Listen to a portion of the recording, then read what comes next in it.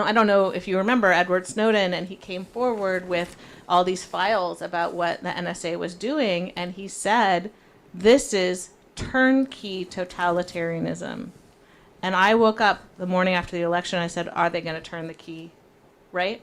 Because that is terrifying.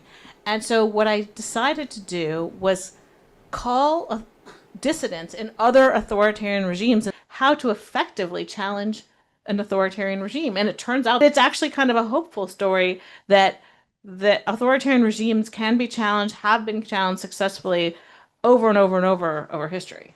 One of the things I thought was most surprising was that the value of street protest is actually in assuring other people that there are people who have the same beliefs. I didn't quite understand that before. I thought the protest itself on the street was its own thing, which it is.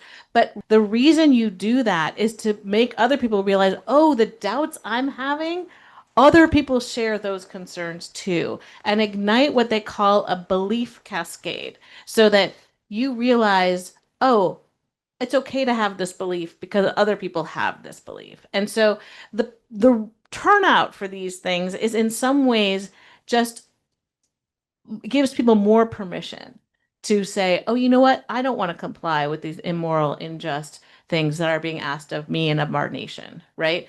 And so essentially what I learned is that the movements succeed when they are broad-based and have a huge amount of participation.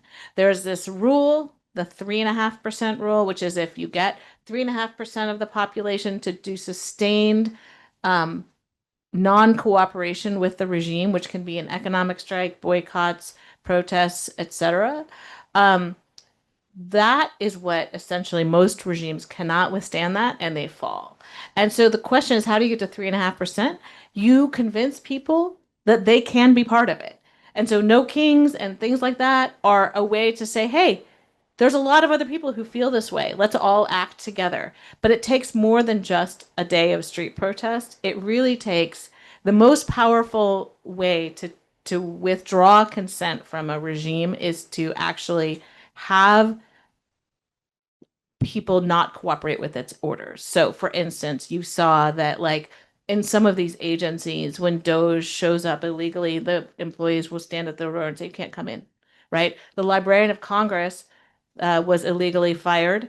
And when the president installed a new one illegally, the employees said, no, you can't come in, right? These acts of non-cooperation, I will not comply with immoral, illegal acts, are how you deny a regime the ability to operate. And so the more and more of those that happen, the more effective the ineffective the regime becomes, and the more that people can regain power